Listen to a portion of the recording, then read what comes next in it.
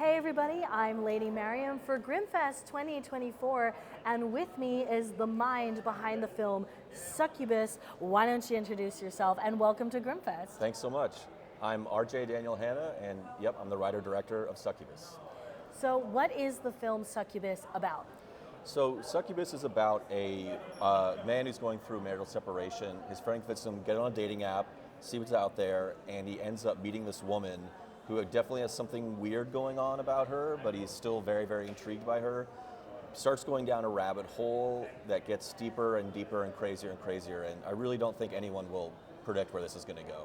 I mean, I sure as hell didn't predict it, but I did love it, by the way. So aesthetically, very striking, very interesting. But without getting into any spoilers here, this is a spoiler-free zone.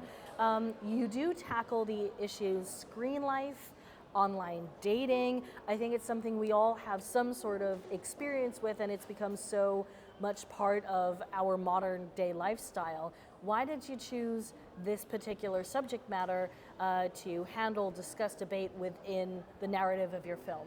Yeah, well, I mean, at first, I have done online dating in the past, and when I first did it, I remember interacting with things that maybe were bots or people phishing, and realizing the person I think I'm talking to is not actually that person, and how weird and creepy that is. And it was sort of a little kernel of that stuck in my mind.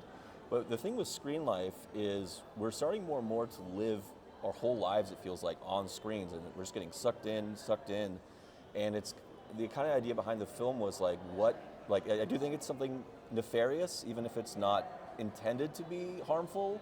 It is and can be, but what would happen if our screen, something behind our screen really was actually trying to pull us in and suck us into that world? And so that was sort of where the aesthetic and the themes and those things came from. Very cool. And I totally get where you're coming from. I think we've all had experiences with weird, bots or scams or whatever that just seems slightly uncanny and off, but we don't really know how to handle it. Yeah. So regarding the audience that you think is drawn to this film, what kind of people will want to watch your movie? I think people who are open to something new. It is a different kind of movie, but people who are okay with a movie that can be a lot of different things. It's funny sometimes, it's dark sometimes, it's gross sometimes.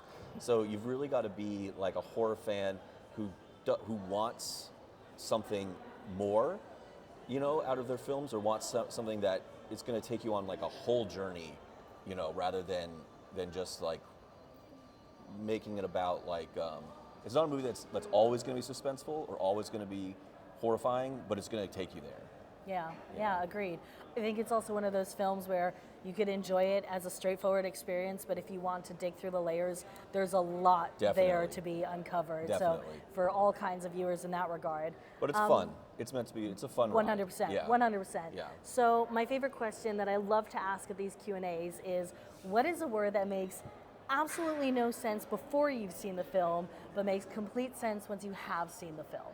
I'm going to say manhood, and there can be other ways that you could take that word at the end of this film, I think. Man, it's a good one. Yeah.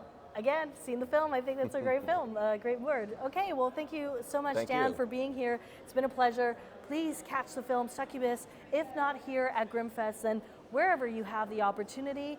And other than that, enjoy the rest of the festival. Thank you. Cool. Great. And then